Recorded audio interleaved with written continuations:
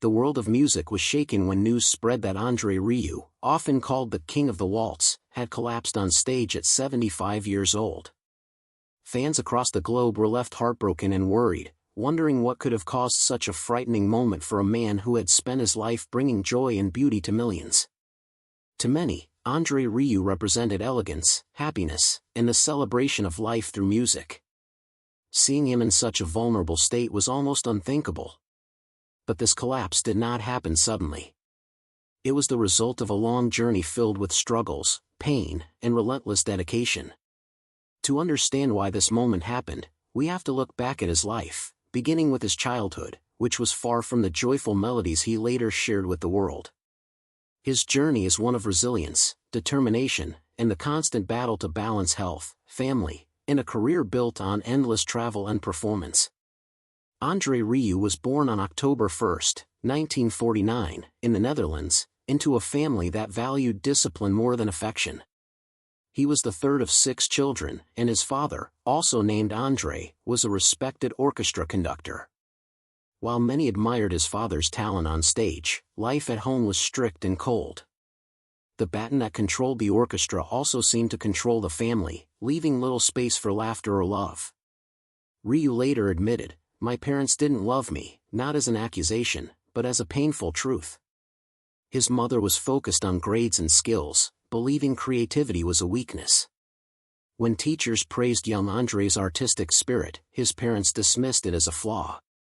This lack of support left scars that would follow him into adulthood. Yet, something remarkable happened when he was just 5 years old. A young violin teacher entered his life and encouraged him to feel the music instead of fearing mistakes. For the first time, André experienced freedom through music, and that feeling would shape the rest of his life. As André grew older, his love for the violin deepened, but it also created conflict at home. His father, who believed in strict classical traditions, did not approve of his son's passion for waltzes. When André experimented with these graceful melodies, his father scolded him harshly. "I didn't raise you to play waltzes," he once shouted. These words cut deeply, as if his father was rejecting not only the music but also his son's very soul. The tension grew worse when André fell in love with Marjorie, the woman who would later become his lifelong partner. His mother was furious and ordered her to leave.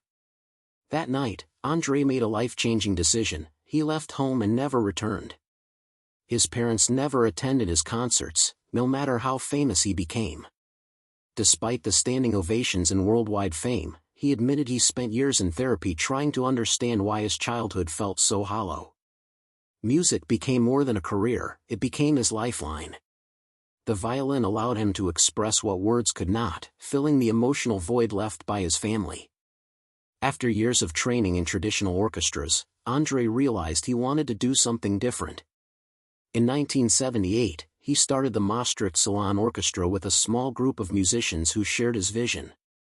They didn't care about fancy costumes or elite critics, they simply wanted to share music with people everywhere.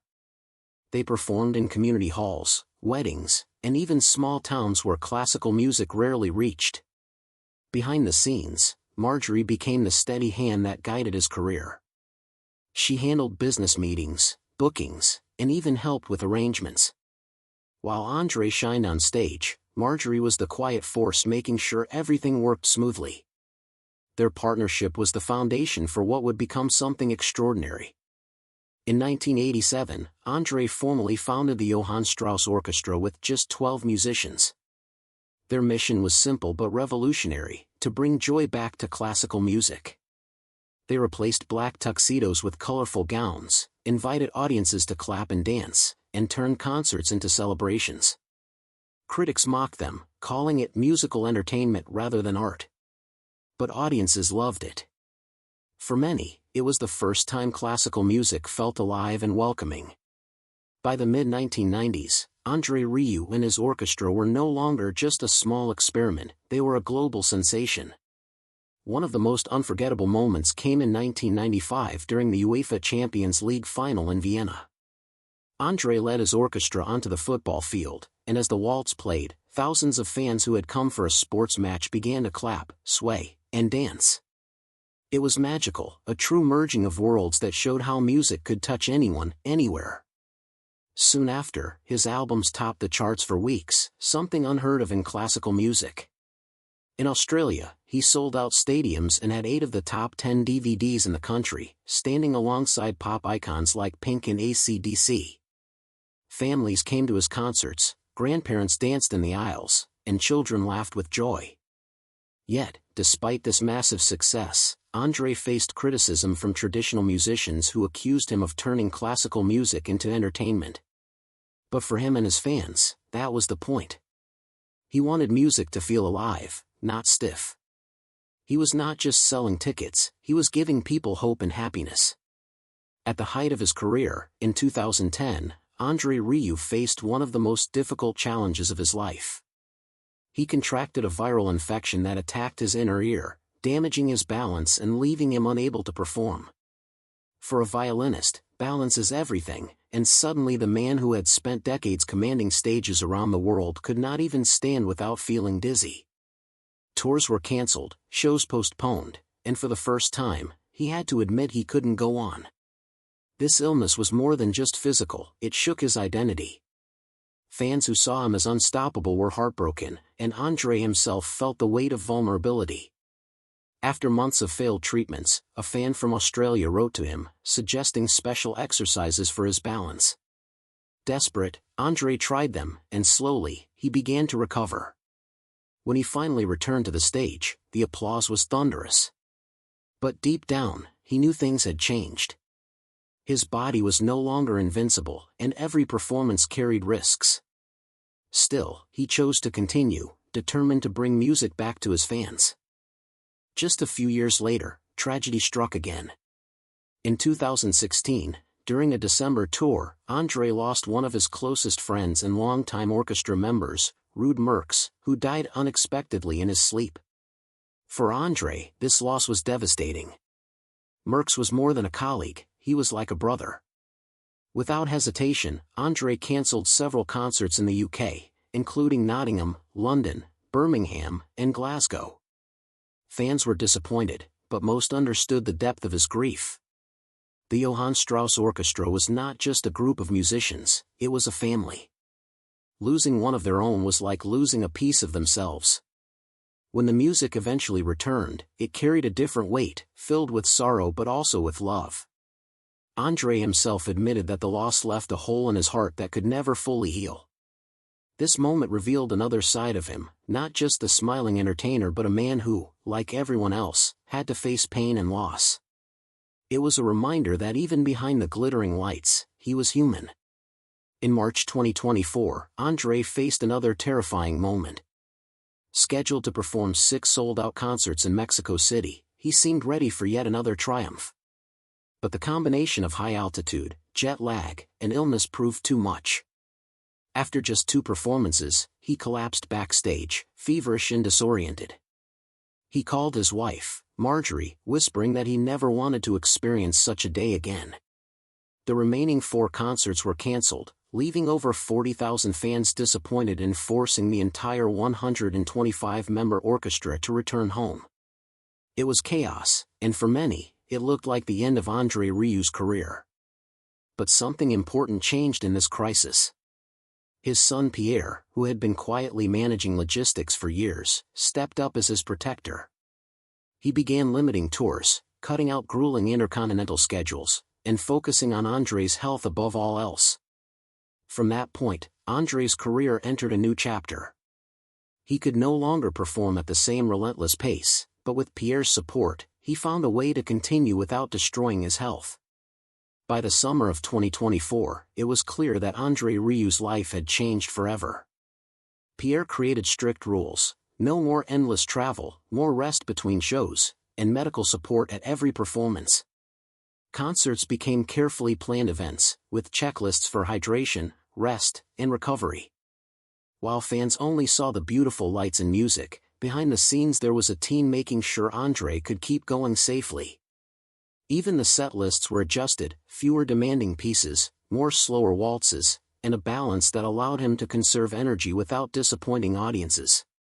His hometown concerts in Maastricht became especially meaningful, as they symbolized resilience and survival. For fans, seeing him on stage again was more than entertainment, it was relief. They had feared they might never see him perform again, and his return felt like a gift.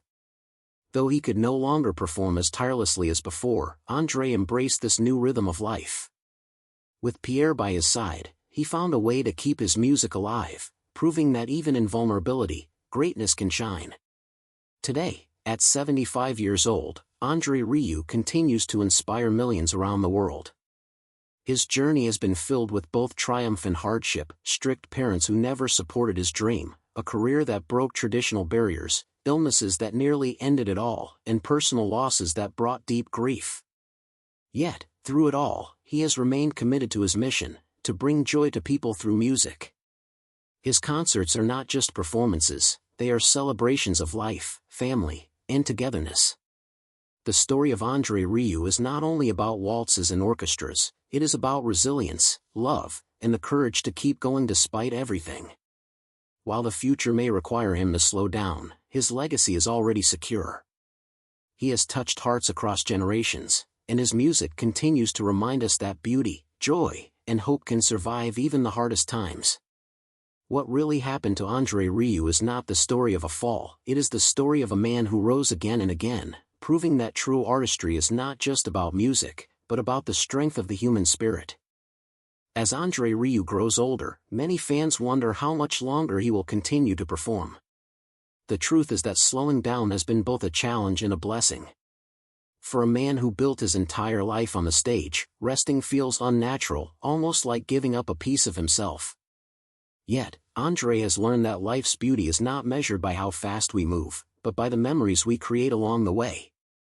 Every concert he plays now carries a deeper meaning, not just for his audiences, but also for himself. Each note is a reminder of survival, of battles fought against illness, and of victories won not with strength alone, but with love and support.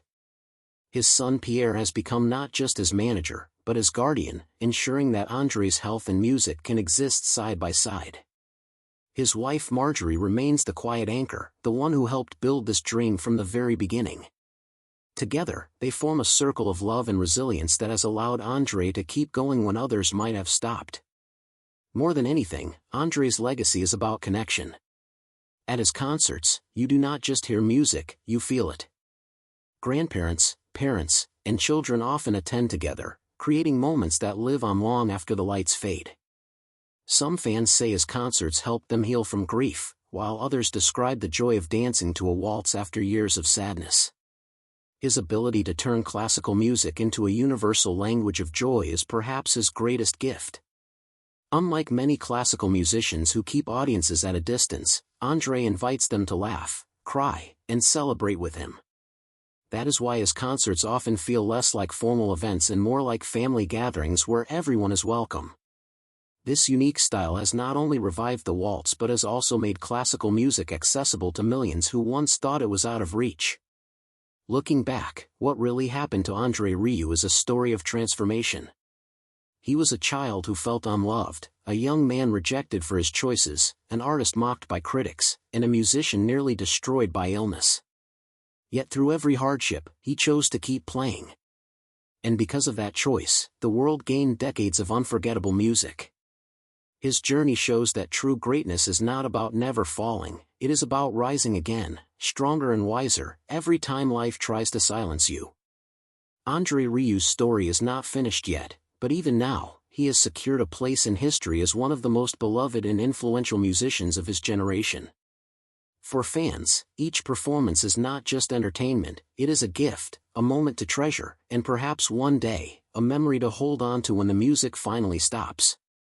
Until then, André Rieu continues to waltz across the stage, reminding us all that joy, love, and hope are the most powerful notes in life's greatest symphony.